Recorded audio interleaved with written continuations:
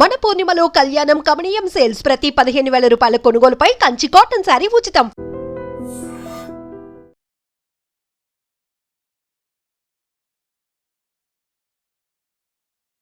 అమెరికాలో ఉంటున్న భారతీయులకు రోజుకో టెన్షన్ లేదంటే రోజుకో సమస్య అని అనాలేమో నిజం చెప్పాలంటే కూడా. ఎందుకంటే ఇక్కడి నుంచి అక్కడికి వెళ్ళిందే కొంత మంచిగా సంపాదించుకోవాలి, వెల్ సెటిల్ కావాలి అని చెప్పి జనరల్లీ ఎంత కష్టమైనా సరే ఫ్యామిలీ మెంబర్స్ కి దూరంగా వెళ్ళి అక్కడ బతుకుతూ ఉంటారు. ఫ్యామిలీ అంతా కూడా మూవ్ అయిపోయి బతుకుతూ ఉంటారు. ఇప్పుడు నేను చెప్పేటటువంటి సంఘటన ఎంత దారుణం అంటే, మోటల్ అంటే ఈ రోడ్ సైడ్ కి సంబంధించిన ట్రావెలింగ్ చేసేటటువంటి వాళ్ళు ఆగి ఒక దగ్గర స్టే చేసి రిఫ్రెష్ కావడానికి ఏవైతే ఏర్పాట్లు ఉంటాయో మెయిన్ రోడ్ సైడ్ లో దాన్ని మోటెల్ అంటారు అమెరికాలో. సో మోటెల్ లో మేనేజర్ గా పనిచేస్తున్నారు కర్ణాటకకు సంబంధించిన చంద్రమౌళి. సో అక్కడ మేనేజర్ వాళ్ళ ఫ్యామిలీతో పాటు అక్కడే ఉంటున్నాడు, ఆ మోటల్ ని మేనేజ్ చేస్తూ ఉన్నాడు. అక్కడే చాలా మంది వర్కర్స్ కూడా ఉన్నారు. మేనేజర్ అంటే వీళ్ళందరికీ కూడా పని చెప్పేటోడు, పని చేస్తున్నారా లేదా చూసేటటువంటి వాళ్ళు. మరి ఏం జరిగిందో ఏంటో తెలియదు కానీ ఈ మోటల్లో ఈ చంద్రమౌళి కింద ఎవరైతే వర్క్ చేస్తాడో ఆయన పేరు వచ్చేసి మార్టిన్. మరి ఇతనికి గత కొద్ది రోజులుగా పడట్లేదట. అండ్ అక్కడ వర్క్ చేస్తున్నటువంటి ప్లేస్ లో ఒక వాషింగ్ మిషన్ ఉంది, అది పని చేయట్లేదు కాబట్టి దాన్ని యూజ్ చెయ్యకండి అని చంద్రమౌళి ఆయన కింద పనిచేసేటటువంటి ఒక లేడీకి చెప్పిండు. ఆ విషయమే ఇప్పుడు ఈ మార్టిన్ ఎవరైతే ఉన్నారో అతనికి చెప్పమని చెప్పాడు. ఎందుకంటే చంద్రమౌళికి అండ్ ఈ మార్టిన్ అనే వ్యక్తికి గత కొద్ది రోజులుగా పడట్లేదు, కొన్ని వివాదాలు ఉన్నాయి, మాట అనుకుంటూ ఉన్నారు. కాబట్టి డైరెక్ట్ గా మేనేజర్ చంద్రమౌళి ఆ మార్టిన్ కి చెప్పలేదు, సహ ఉద్యోగితోనే చెప్పించిండు. దీంతో ఈ మార్టిన్ మరి ఎప్పుడు ఏ సందర్భం వస్తుందా వెయిట్ చేస్తున్నాడా, చంద్రమౌళి మీద అంత ఆగ్రహంగా ఉండాడా అనేది ఇప్పుడు ఈ సంఘటన రుజువు చేసింది అనుకోవచ్చు. ఎంత భయంకరంగా అంటే యాక్చువల్లీ ఈ సహ ఉద్యోగి ఎప్పుడైతే నువ్వు వాషింగ్ మిషన్ యూజ్ చేయకు, అది రిపేర్ లో ఉంది అని చెప్పగానే వెంటనే తన మేనేజర్ దగ్గరికి వెళ్ళి వాగ్వాదం స్టార్ట్ చేసిండు. నువ్వు నాకు ఏమైనా ఉంటే డైరెక్ట్ గా చెప్పు, ఎందుకు వేరే వాళ్ళతో చెప్పిస్తున్నావని మార్టిన్ చంద్రమౌళి పైన ఆగ్రహం వ్యక్తం చేయడమే కాకుండా గట్టిగా అరుచుకున్నారు. ఆ తర్వాత ఒక్కసారిగా ఈ మార్టిన్ ఒక చాకుని తీసుకొచ్చి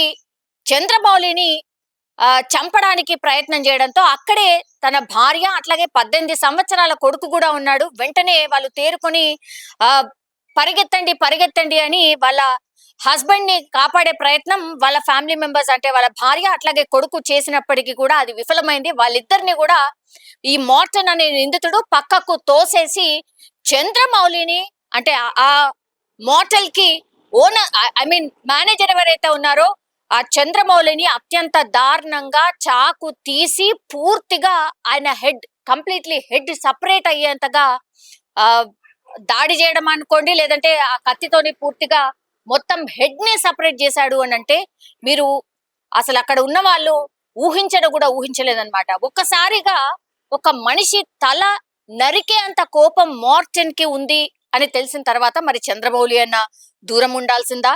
ఇంత దారుణ సంఘటనని వాళ్ళ ఫ్యామిలీ మెంబర్స్ ముంగట్నే జరగడంతో పూర్తిగా అందరూ కూడా అక్కడ ఉన్నటువంటి వాళ్ళు భయాందోళనకు గురైనరు, చాలా దూరం పారిపోయే ప్రయత్నం చేసిండ్రు. ఆ తర్వాత అక్కడికే ఆగిపోలేదు మార్టిన్, ఆ హెడ్ ని వేరు చేసిన తర్వాత రోడ్డు మీద పడేసి తర్వాత ఈ ఫుట్బాల్ ని తన్నినట్టుగా ఆ హెడ్ ని తన్నుతూ ఆల్మోస్ట్ డస్ట్ బిన్ దగ్గర, అంటే పెద్ద డస్ట్ బిన్ ఉంది అక్కడ, ఆ డస్ట్ బిన్ దగ్గరికి తీసుకువెళ్ళి ఆ డస్ట్ బిన్ లో వేసే ప్రయత్నం చేసే లోపలనే ఈ సంఘటన చూసినటువంటి వాళ్ళందరూ కూడా పోలీసులకు ఇన్ఫర్మేషన్ ఇవ్వడం. అమెరికాలో చాలా త్వరగా పోలీసులు అంటే ఈ పెట్రోలింగ్ చేసేటటువంటి పోలీసులు ఎవరైతే ఉంటారో వెంటనే అక్కడికి రావడం, నిందితుడిని రెడ్ హ్యాండెడ్ గా పట్టుకోవడం, అసలు ఎట్లా జరిగింది ఇన్సిడెంట్, అసలు ఏమైంది ఏంటి అనేది అక్కడే సీన్ రీకన్స్ట్రక్షన్ చేయడంతో మార్టిన్ కి సంబంధించిన పూర్తి నేర చరిత్ర బయటకు వచ్చింది. అంటే గతంలో కూడా ఈయన ఫ్లోరిడాలో ఒక దొంగతనం చేసిండు, అట్లాగే ఇంకో ప్లేస్ లో కూడా ఇట్లనే న్యూసెన్స్ చేసినటువంటి పరిస్థితుల్లో ఆయన మీద 2 నుంచి 3 కేసులు కూడా ఆల్రెడీ రిజిస్టర్ అయి ఉన్నాయి అనేసి పోలీసులు అయితే ఇన్ఫర్మేషన్ ఇస్తున్న పరిస్థితే కనిపిస్తోంది. సో నేర చరిత్ర ఉన్నటువంటి వ్యక్తిని పనిలో పెట్టుకోవడం ఒక రకంగా తప్పైంది అనుకోవచ్చు.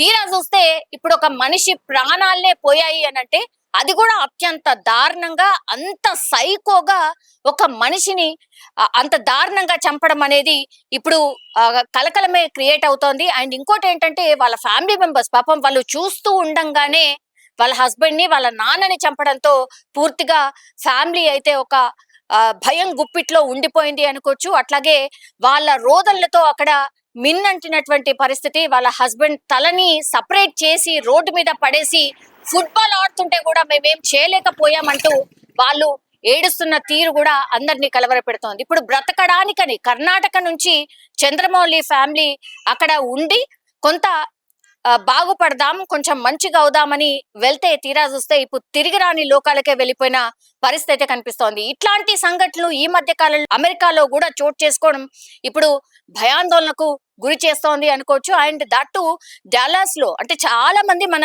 ఇండియన్స్ ఉండేటటువంటి ప్లేస్ అది. డాలస్ లో ఇట్లాంటి సంఘటన జరగడంతో ఇప్పుడు అందరూ అక్కడ మన వాళ్ళే, తెలుగు రాష్ట్రాలకు సంబంధించిన వాళ్ళు, అట్లాగే ఇండియా నుంచి వెళ్ళిన వాళ్ళు చాలా పెద్ద ఎత్తున ఉంటారు. ఒక్కసారి ఈ న్యూస్ స్ప్రెడ్ అయింది, అది కూడా నిన్ననే జరిగింది. సో ఒక కలకలం అయితే క్రియేట్ అయింది అని చెప్పొచ్చు. And for more videos, Please subscribe to iDream. Please subscribe to iDream. Please subscribe iDream. And please subscribe to iDream. For more videos, subscribe to iDream. please like, share and subscribe to the channel. Congratulations, iDream. subscribe to iDream. Subscribe to iDream. So subscribe to iDream Media. iDream team అందరికి huge congratulations. Please subscribe iDream Media. Please subscribe to iDream. Subscribe iDream. Please subscribe to iDream.